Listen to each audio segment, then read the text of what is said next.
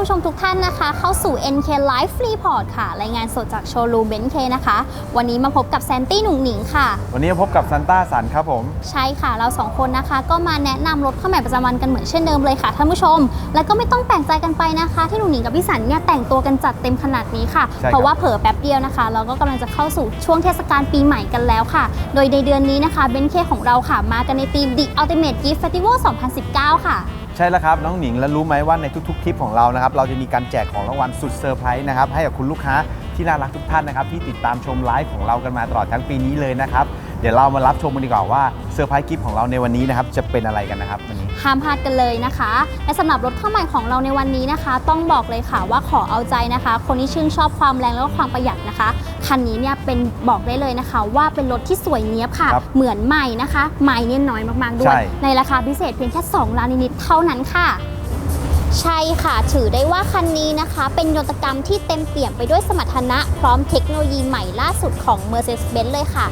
ในเรื่องของการดีไซน์ของเขานะคะก็มีความสวยงามหรูหราไม่แพ้รุ่นอื่นๆเช่นเดียวกันและที่สำคัญคันนี้นะคะต้องยกให้สาวกที่ชื่นชอบความประหยัดค่ะเขามาด้วยเครื่องยนต์แบบ Plug-in Hybrid นั่นเองนะคะเดี๋ยวเรามาดูกันดีกว่าค่ะว่าคันนี้เนี่ยจะโดดเด่นในส่วนไหนบ้างค่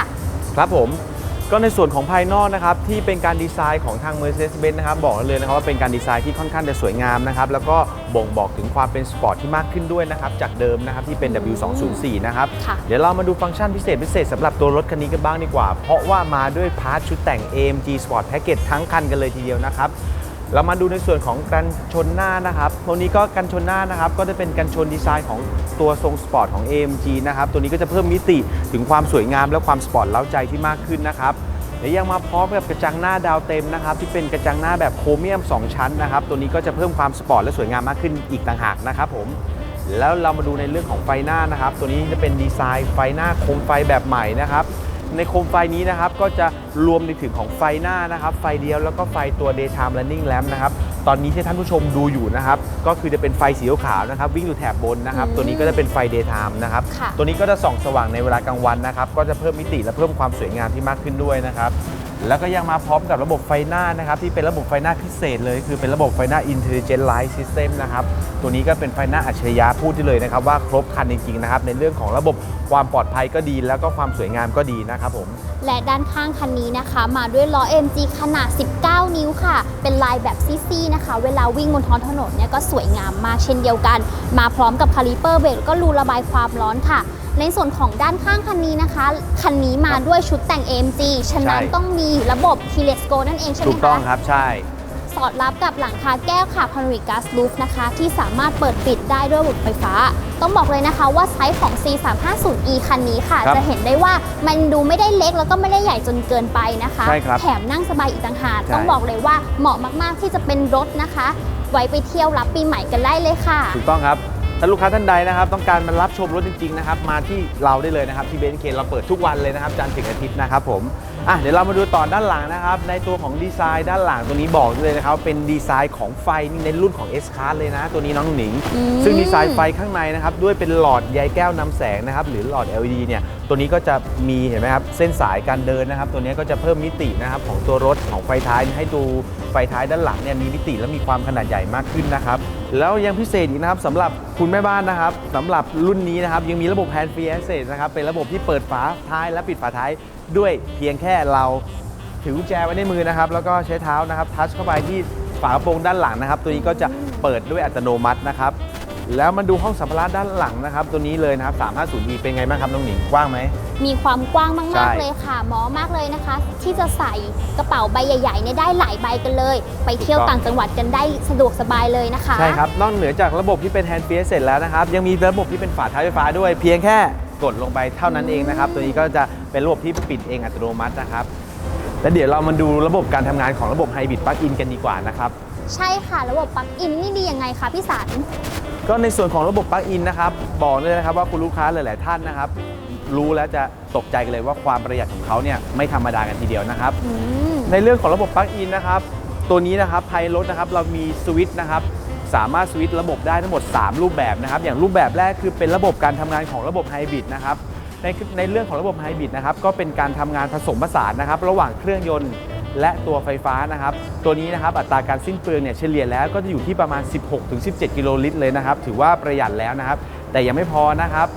เรายังมีในระบบปลั๊กอินนะครับที่เสียบชาร์จไฟบ้านนะครับโดยใช้อยู่ในโหมดของที่เป็น e โหมดนะครับตัวนี้นะครับจะวิ่งโดยที่ไม่ใช้น้ำมันเลยนะครับวิ่งได้อยู่ที่31 กิโลเมตรเลยนะครับถือว่าเป็นไงครับหนิงประหยัดมากๆเลยนะครับใช่ค่ะและเครื่องยนต์คันนี้เขามาด้วยเครื่องยนต์เบนซิน4สูบนะคะความจุเนี่ยอยู่ที่ 2,000 ซีซีค่ะให้กำลังสูงสุดได้มากถึง211แรงม้ากันเลยทีเดียวนะคะและทำงานร่วมกับมอเตอร์ไฟฟ้าอีก82แรงม้า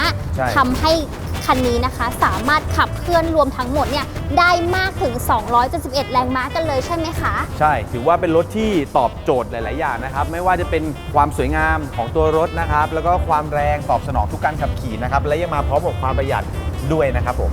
สำหรับลูกค้านะคะที่สนใจรถคันนี้อยู่ค่ะสามารถสแกน QR code ที่มุมด้านล่างจอตรงนี้ของเรากันได้เลยนะคะเพื่อไม่ให้เป็นการเสียเวลาเดี๋ยวเราไปรับชมภายในพร้อมกันเลยค่ะ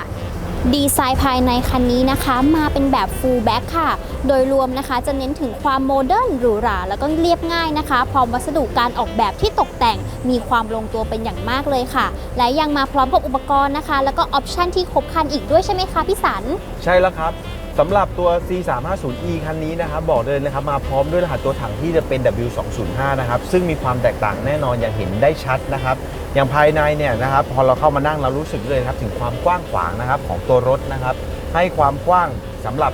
ด้านข้างและด้านบนนะครับค่อนข้างจะโถงสูงมากเลยนะครับแล้วฟังก์ชันต่างๆของตัวรถนะครับที่มอบให้มาเนี่ยค่อนข้างจะเยอะมากเลยเดี๋ยวเรามาเปรียบเทียบกันดูดีกว่านะครับว่าสิ่งที่แตกต่างจาก W205 รุ่นก่อนคือ C300 กับ 350 นะครับมีอะไรกันบ้างนะครับ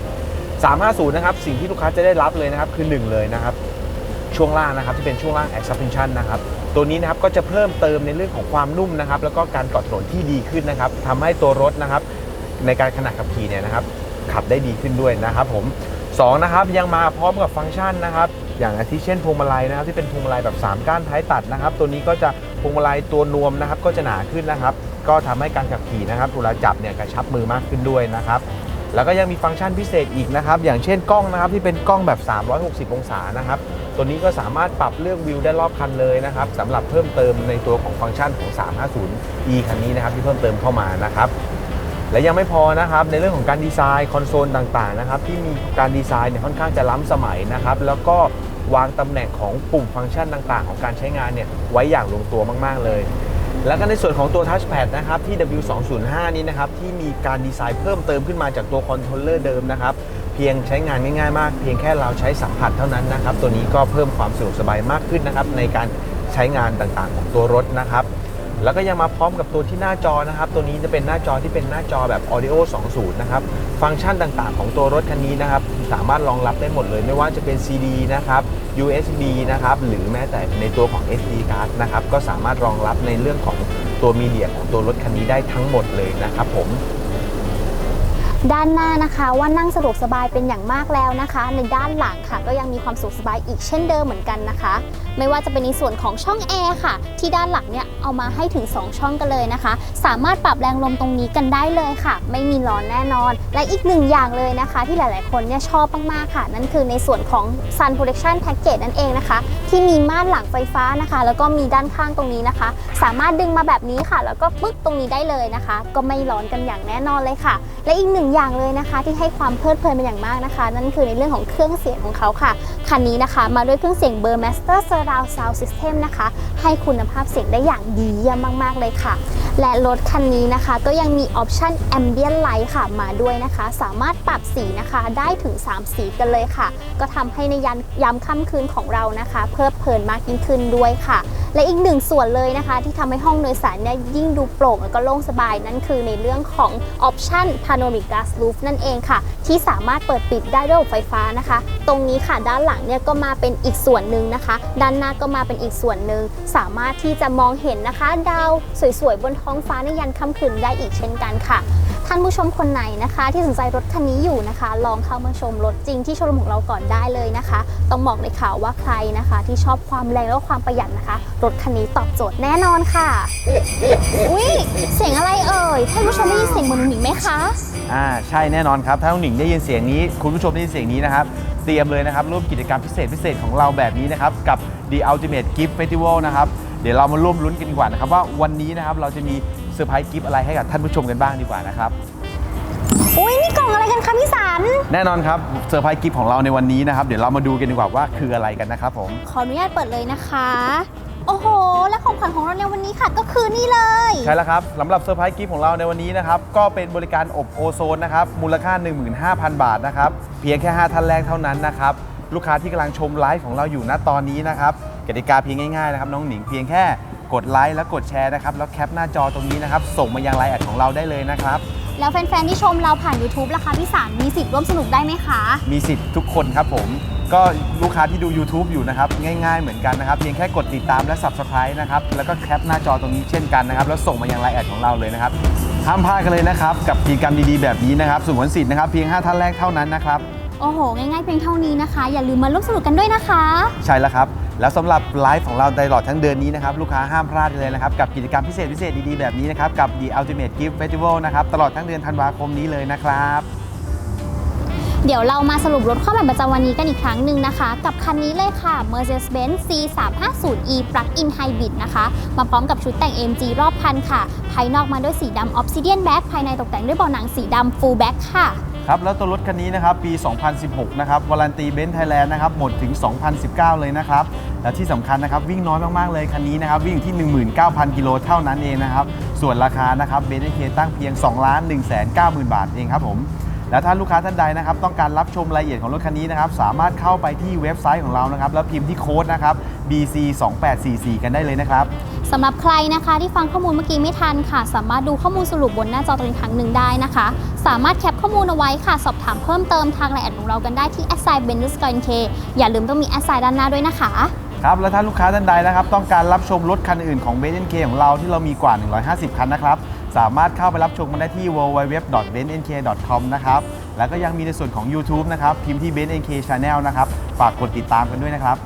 และสามารถรับชมไลฟ์ของเราแบบเต็มนะคะเพิ่มเติมได้อีก1ช่องทางค่ะทาง Instagram TV ของ Benz NK ได้เลยนะคะฝากกดติดตามได้ที่ IG ของเราด้วยค่ะที่ @BenzNK_Official ด้วยเช่นกันค่ะอย่าลืมนะครับที่เราย้ำกันมาทุกๆคลิปทุกๆไลฟ์เลยนะครับที่จะเลือกซื้อรถเบนซ์มือ2ทุกครั้งนะครับต้องมีศูนย์บริการหลังการขายเท่านั้นนะคะสำหรับวันนี้ค่ะหนูหนิงกับพี่สันต้องขอลาไปก่อนนะคะแล้วพบกันใหม่พรุ่งนี้ค่ะ NK Live Report รวดเร็วกระชับฉับไวส่งถึงคุณวันนี้หนูกับพี่สันรายงานสวัสดีค่ะสวัสดีครับฝากกด subscribe ด้วยนะคะฝากกดติดตามด้วยนะครับจะได้ไม่พลาดทุกความเคลื่อนไหวครับ